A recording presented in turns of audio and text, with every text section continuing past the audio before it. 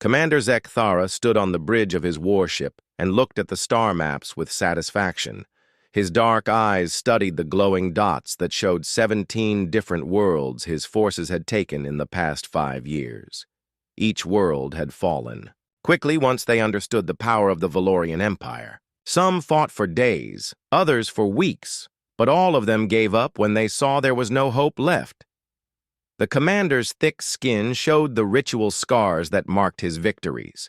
Each raised line on his chest told the story of another species that had learned to fear the Valorians. His people were born for war and raised for conquest. They moved through space like a storm, taking what they wanted and leaving broken civilizations behind them. His aide, Sub-Commander Veltar, approached with new intelligence reports. The young officer's movements were quick and precise, showing the military training that all Valorians received from birth. He handed the datapad to his commander and waited for orders. Zekthara read through the information about their next target with growing interest. The species called themselves humans and lived on a blue world in a system they named Sol. Their technology was basic compared to Valorian standards. Their weapons were crude. Their ships were slow and clumsy. Most importantly, they had no unified government or military command structure. The humans seemed to spend most of their time fighting among themselves rather than preparing for real threats from space. Their planet was divided into hundreds of different nations that could not agree on anything. Some areas had advanced technology, while others still used primitive tools. It would be like taking candy from a child. Zekthara had seen this pattern many times before. Young species always made the same mistakes. They wasted their energy on internal conflicts instead of building strong defenses. They trusted in their isolation to protect them from the dangers of the galaxy. They never learned until it was too late that the universe was full of predators looking for easy prey. The commander called his senior officers to the planning room and spread out the tactical displays. The human world had several large population centers that would be easy targets. Their military forces were scattered and poorly equipped. Their leaders seemed more interested in politics than in preparing for war. Captain Korvac, his ground assault leader, studied the terrain maps with professional interest. The human cities were built close together, making them perfect targets for orbital bombardment. Their defensive positions were designed to fight other humans, not advanced alien forces. Most of their weapons could not even reach Valorian ships in orbit. The plan was simple and had worked on every other world they had conquered. First, they would destroy the human military bases from orbit to remove any serious resistance. Then they would land ground forces in the major cities and demand surrender from the local leaders. Once the humans saw how hopeless their situation was, they would give up just like all the others had done. Zekthara expected the entire campaign to last no more than 2 weeks. The humans might try to fight for a few days, but they would quickly realize they had no chance against Valorian technology and training. After that, it would just be a matter of organizing the new colony and extracting the resources they needed. The commander had fought against species with better technology than the humans. He had defeated enemies with stronger military traditions and more advanced weapons. None of them had been able to stand against the Valorian war machine for very long. These humans would be no different. His ships moved toward the Sol system at maximum speed, ready to add another victory to their record. Zekthara spent the journey planning how to divide the human world among his officers and what resources to ship back to the Valorian homeworlds. He thought about the new scars he would earn and how impressed the High Command would be with another quick conquest. The humans had no idea what was coming toward them through the darkness of space. They continued their small wars and petty disputes, while death approached from the stars. Soon they would learn what it meant to face a real enemy, one that had conquered civilizations across the galaxy. Zekthara smiled as he thought about how easy this would be. War was familiar to him, as natural as breathing. He had never met an enemy that could surprise him or make him doubt his victory. These humans would be just another entry in his list of defeated species, another world to add to the Valorian Empire. The commander had no way of knowing that he was about to face something completely different from anything he had encountered before. He could not imagine that these seemingly weak humans would teach him the true meaning of fury and show him what happened when a sleeping giant was awakened.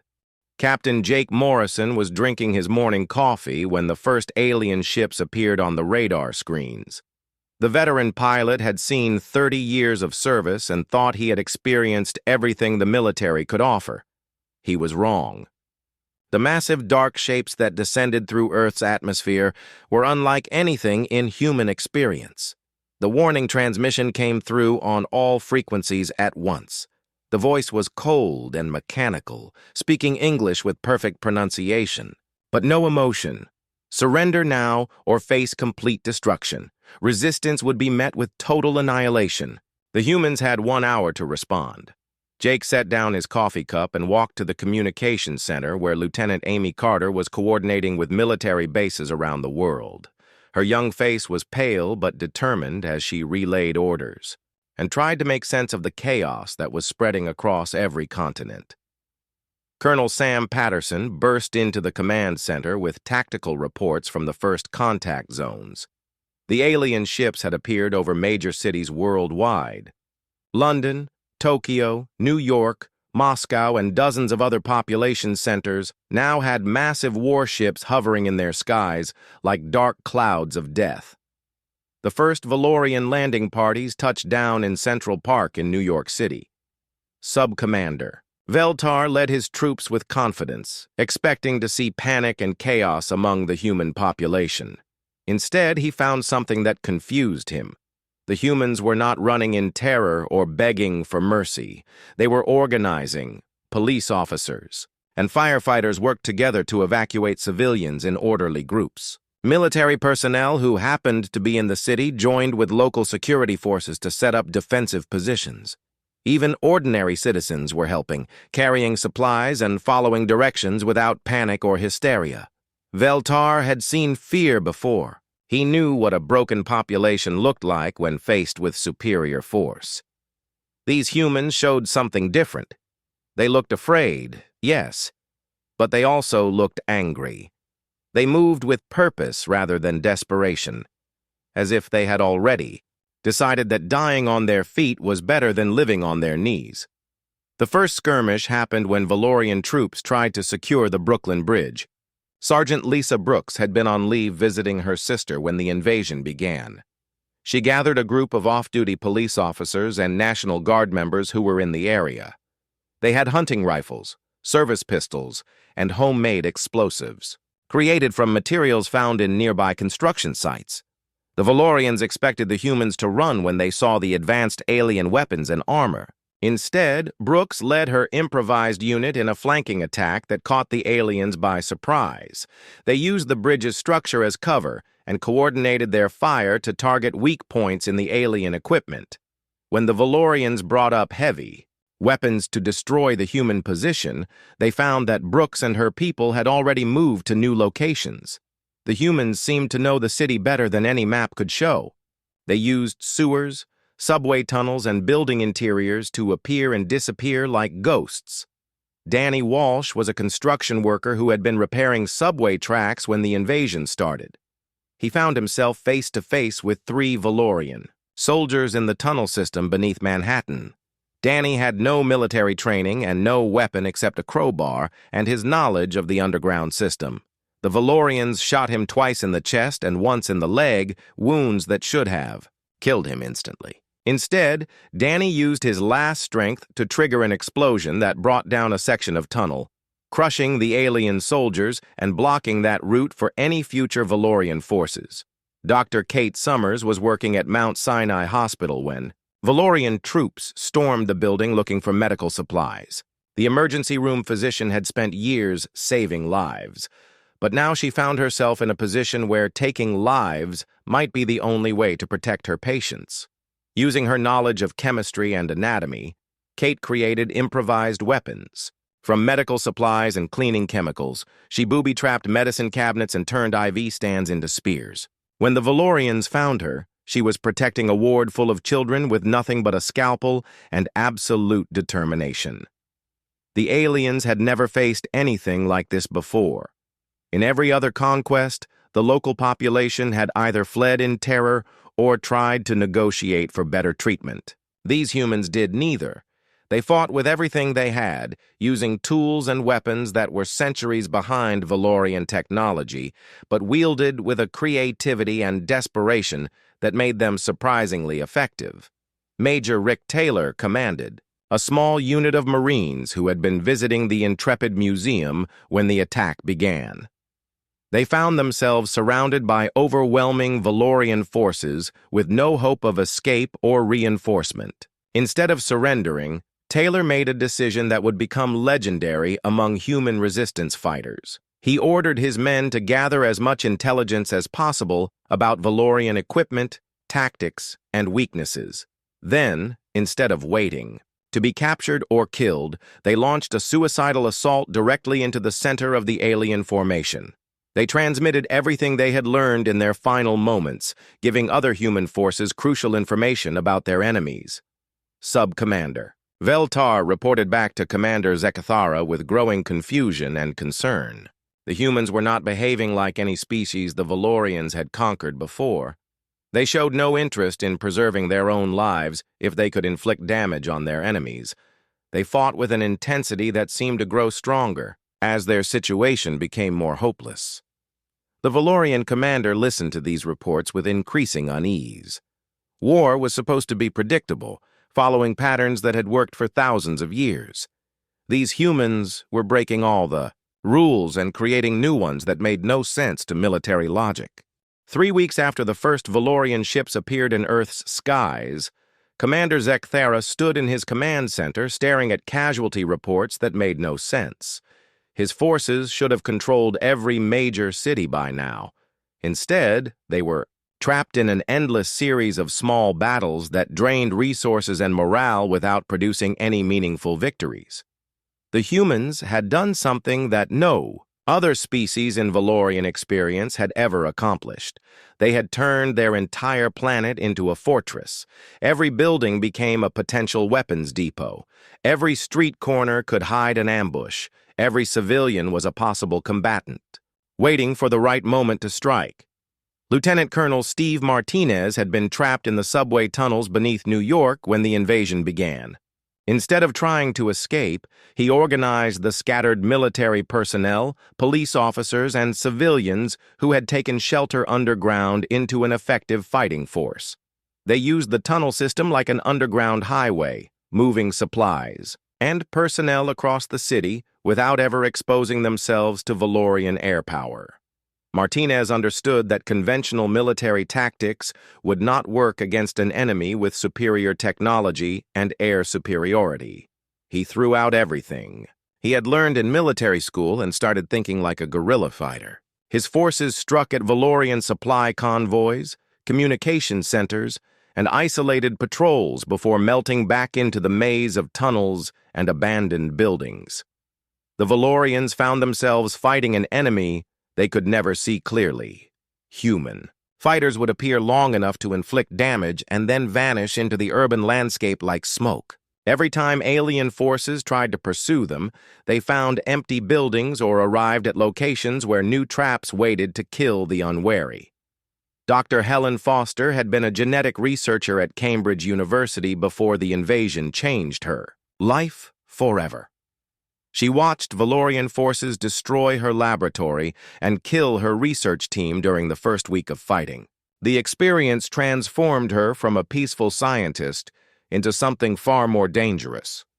Helen used her knowledge of biology and genetics to study captured Valorian equipment and dead alien soldiers. She discovered weaknesses in their physiology that could be exploited with the right biological agents. Working in hidden laboratories set up in abandoned buildings, she began developing viruses and toxins specifically designed to target Valorian immune systems. Tony Blake had been a civil engineer responsible for maintaining London's power grid and water systems. When the aliens arrived, he realized that his intimate knowledge of the city's infrastructure could be turned into a weapon. He began systematically sabotaging utilities in ways that would hurt the occupying forces while leaving civilian areas relatively unaffected. Blake's modifications turned innocent-looking power lines into electrified death traps. Water mains became sources of corrosive chemicals that could eat through Valorian equipment. Gas lines were rerouted to create explosive surprises for alien patrols. The city itself became a living weapon under his careful guidance. The psychological impact on Valorian forces was becoming more serious than the physical casualties. Soldiers who had conquered dozens of worlds without hesitation now jumped at shadows and refused to enter human buildings alone. They reported seeing human fighters who seemed to feel no pain and showed no fear of death. Sub-Commander Veltar filed increasingly desperate reports about human behavior that defied all military logic. He described wounded humans who continued, fighting until their bodies physically could not move. He reported civilians who smiled while dying if they could take a Valorian soldier with them. Most disturbing of all, he wrote about human children who showed the same deadly determination as adult fighters. Captain Morrison had survived the crash of his fighter jet over the Pacific Ocean. Instead of drowning or waiting for rescue, he made contact with fishing boats and cargo ships that had escaped the initial alien attacks. He convinced their crews to work together in a coordinated campaign against Valorian naval forces. The fishermen knew every current, every reef, and every weather pattern in their waters. Under Morrison's guidance, they used this knowledge to guide alien ships into natural traps where human submarines could attack from ambush.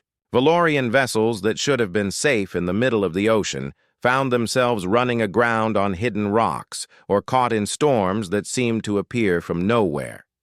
The resistance fighters began leaving messages for their enemies. Not threats or demands for surrender, but simple statements that chilled Valorian warriors to their core. We remember every face. We know where you sleep. We are coming. These messages were signed with human names that were becoming legendary among both human and alien forces.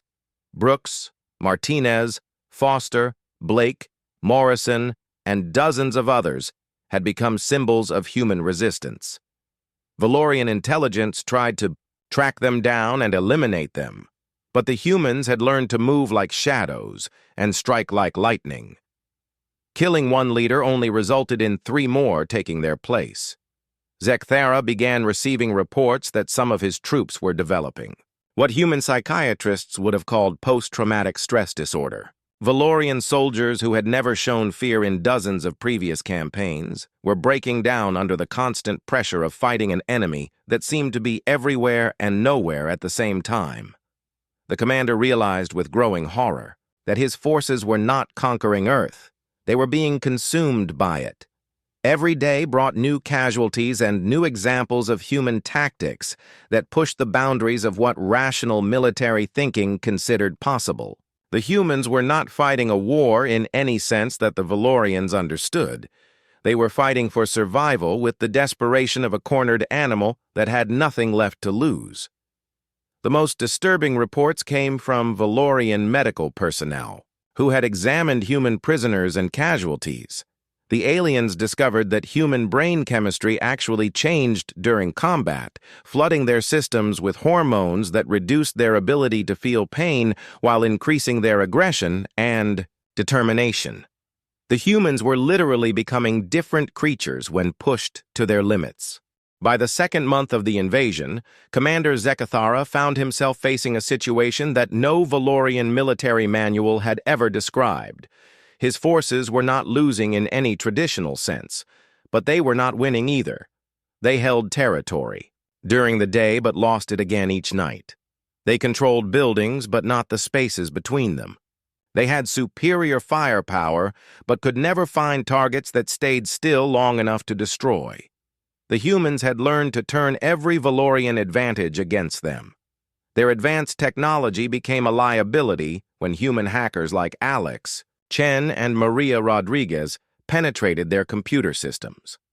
Chen had been a software engineer for a tech company in San Francisco before the invasion turned him into a digital warrior fighting from hidden computer labs scattered across the city. Chen discovered that Valorian computer systems were actually simpler than human technology in some ways. The aliens had focused so much on making their systems powerful that they had not bothered to make them secure against the kind of creative attacks that human hackers specialized in.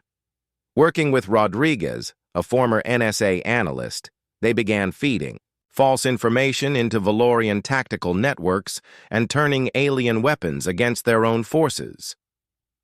Rodriguez found ways to hack into Valorian communication systems and intercept their battle plans. She learned their radio frequencies and began broadcasting false orders that sent alien patrols into carefully prepared ambushes. Even more effectively, she started psychological warfare campaigns that played on growing Valorian fears about human unpredictability. Captain Morrison had emerged from his ocean survival experience as the leader of an unlikely naval coalition.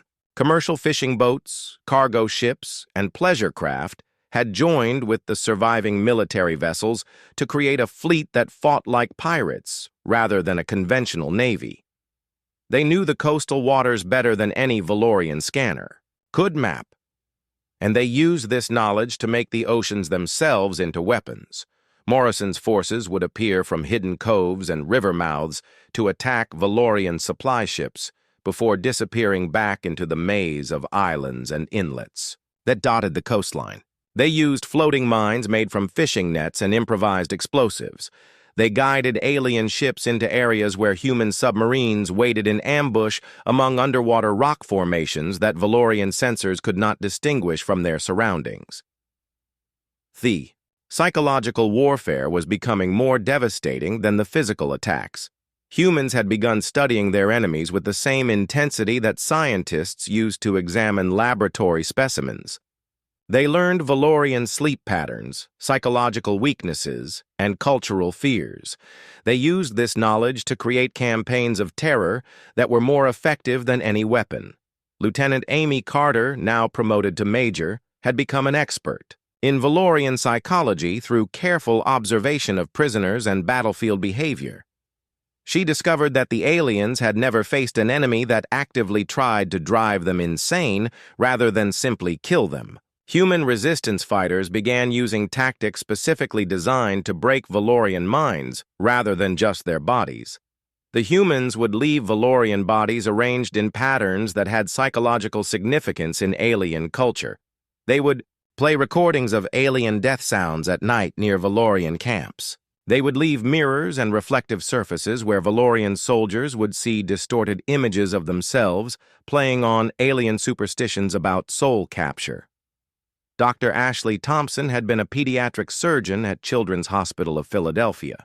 When Valorian forces bombed the building during their campaign to break human morale by targeting civilians, Thompson survived the attack, but dozens of children under her care did not. The experience changed her from a healer into something much darker and more dangerous. Thompson joined forces with Carlos Rivera, a former Special Forces operator who had been visiting his daughter in the hospital when the bombing occurred. Together, they began hunting Valorian forces with a systematic brutality that shocked even other human resistance fighters. They moved through alien positions like death itself, showing no mercy and asking for none. Rivera taught Thompson military tactics, while she taught him human anatomy and Valorian physiology. They became specialists in killing aliens in ways that would maximize psychological impact on other Valorian forces. Their victims were found arranged to send specific messages about what happened to enemies who targeted human children. The human military command structure had evolved beyond anything resembling conventional warfare. Colonel Patricia Davis coordinated resistance activities across the entire eastern seaboard from a command center hidden in the Appalachian Mountains. General Frank Williams directed Western operations from a mobile headquarters that moved constantly through the Rocky Mountain wilderness. Davis and Williams had thrown out every rule of engagement and military ethics that applied to fighting other human forces. They implemented tactics that would have been considered war crimes under human law, but these laws no longer applied when facing an enemy that had deliberately targeted schools and hospitals. Every Valorian installation became a death trap where alien soldiers died in ways designed to terrorize their comrades. Sub-Commander Veltar filed reports that read more like horror stories than military intelligence.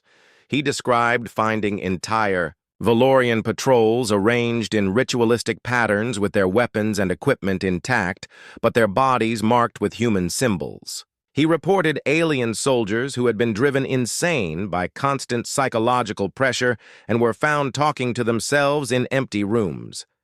The most disturbing reports described Valorian troops who had simply vanished without any sign of struggle or combat. They would be there one moment and gone the next, leaving behind only their equipment and sometimes cryptic messages written in alien blood. The humans had learned to make their enemies disappear in ways that left no evidence except growing fear among the remaining Valorian forces. Commander Zekthara realized that his communication with the Valorian High Command was becoming increasingly desperate. His requests had evolved from asking for additional supplies to begging for reinforcements to finally pleading for permission to withdraw entirely. The responses from his superiors showed growing concern about the implications of what was happening on Earth. The High Command asked pointed questions about human casualties and resistance effectiveness. They wanted to know if the humans could be negotiated with, or if they would accept any terms for surrender.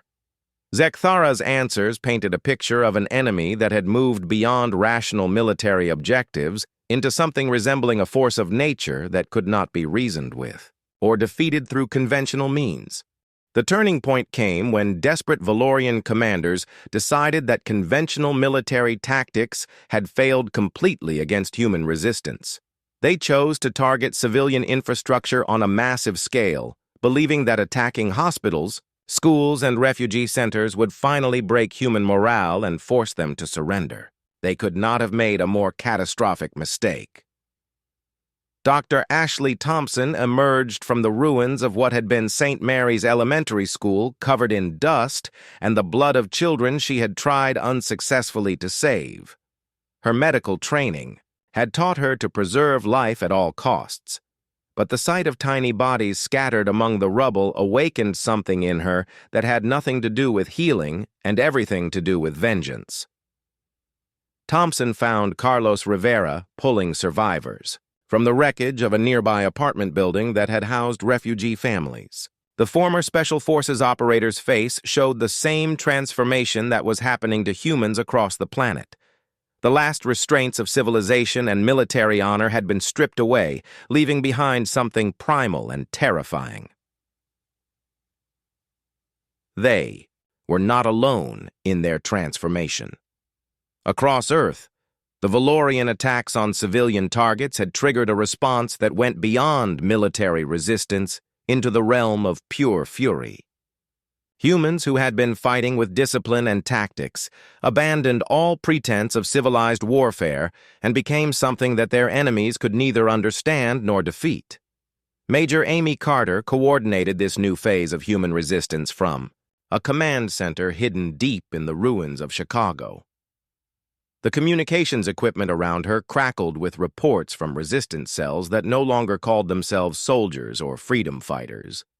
They had become hunters, and their only mission was to make every Valorian on Earth pay for what had been done to human children.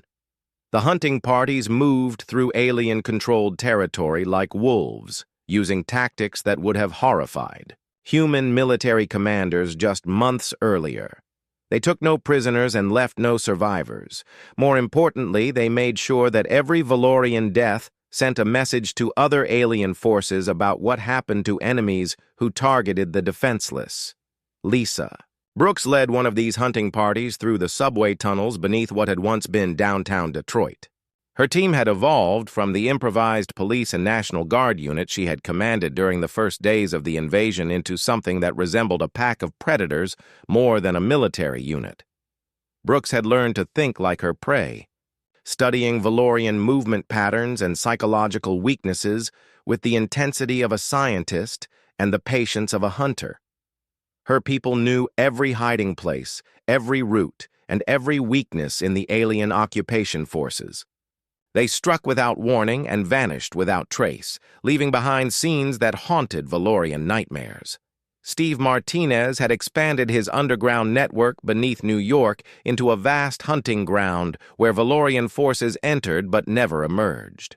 The subway tunnels had become a maze of death, where alien patrols found themselves trapped in increasingly elaborate snares that used their own technology and tactics against them. Martinez no longer thought about military objectives or strategic goals. His only purpose was to make the underground areas of the city into a hell where Valorians died slowly and in ways that would be discovered by their comrades. Every tunnel entrance became a doorway into a nightmare designed specifically for alien minds. Dr. Helen Foster had completed her work on biological weapons targeting Valorian physiology, but she had moved beyond simple killing into the realm of biological torture. Her laboratory in the ruins of Cambridge produced agents that caused Valorian nervous systems to malfunction in ways that created maximum suffering while keeping the victims alive long enough to serve as psychological weapons against other aliens.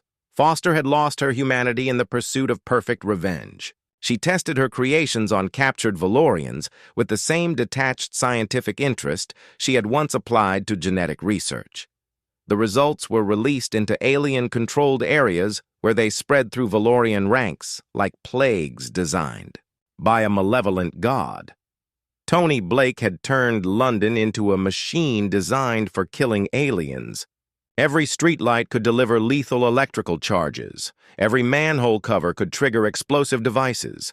Every building could collapse at the touch of a hidden switch. The city itself had become a weapon that responded to Blake's commands. Like a living organism programmed for destruction, Blake worked with teams of engineers and technicians who had transformed the urban infrastructure into an elaborate death trap. Valorian forces could not move through the city without triggering responses that seemed to come from the buildings themselves. Streets would explode beneath their feet while walls collapsed around them and electrical systems delivered precise doses of death.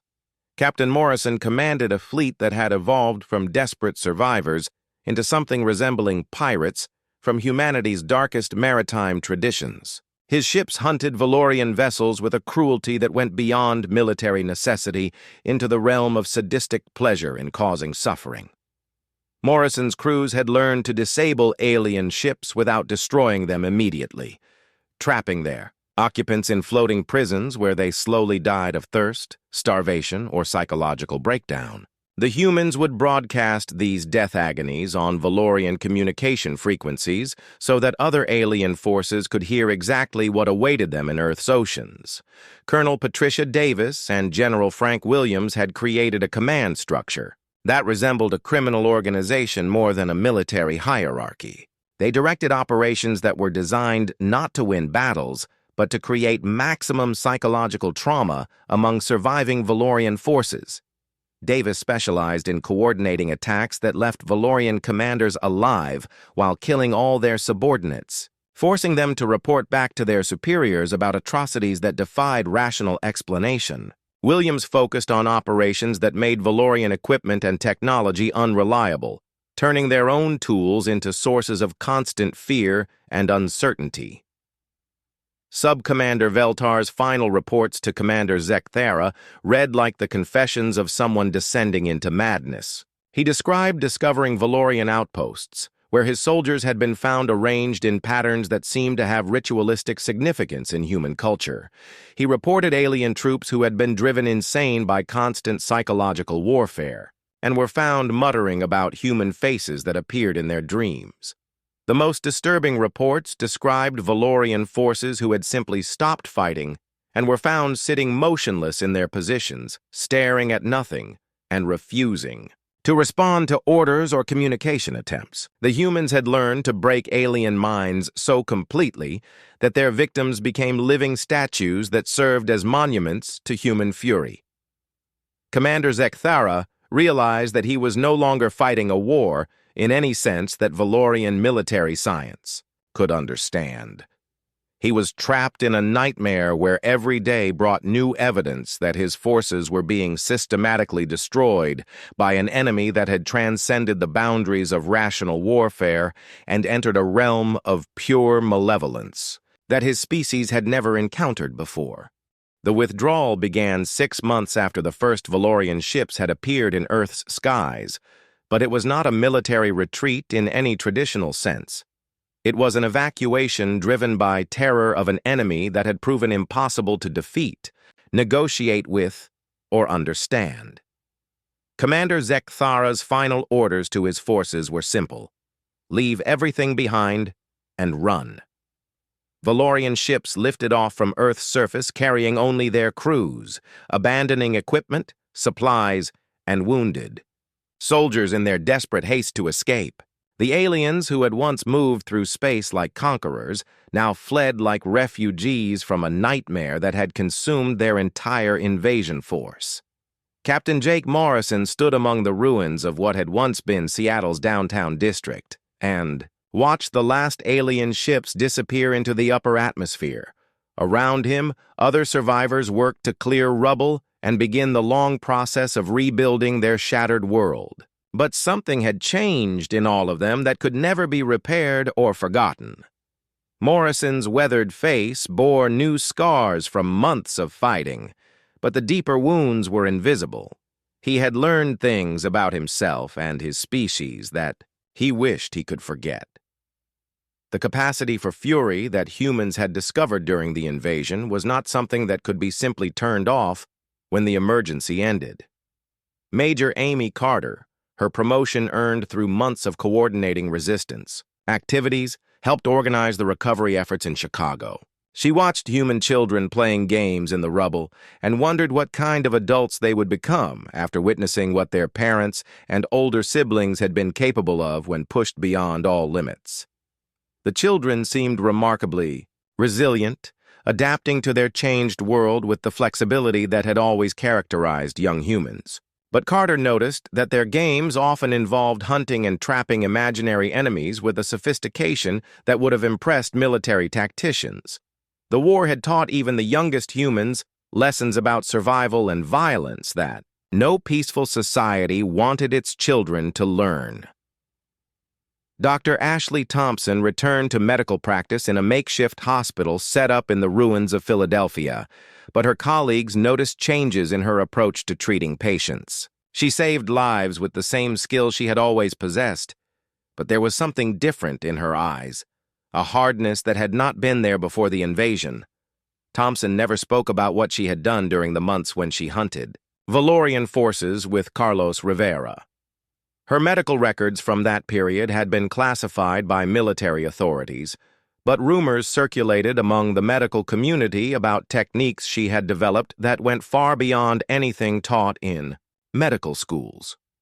Rivera himself had disappeared shortly after the Valorian withdrawal, along with dozens of other former resistance fighters who found it difficult to return to civilian life after months of systematic killing.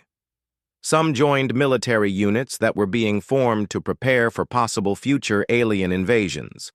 Others simply vanished into the wilderness areas that had served as bases for resistance operations. Steve Martinez emerged from the subway tunnels beneath New York, like a man returning from an extended stay in hell.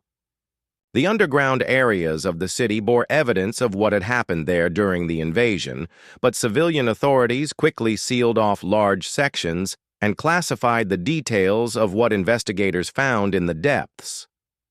Martinez accepted a position with a new military organization dedicated to developing unconventional warfare techniques based on lessons learned during the alien invasion.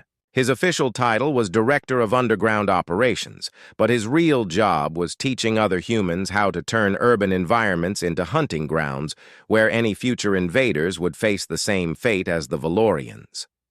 Dr. Helen Foster's research into biological weapons was taken over by government agencies that understood the implications of what she had accomplished. Her techniques for targeting alien physiology were studied and refined by teams of scientists who prepared arsenals of biological agents designed to defend Earth against any species that might threaten human survival.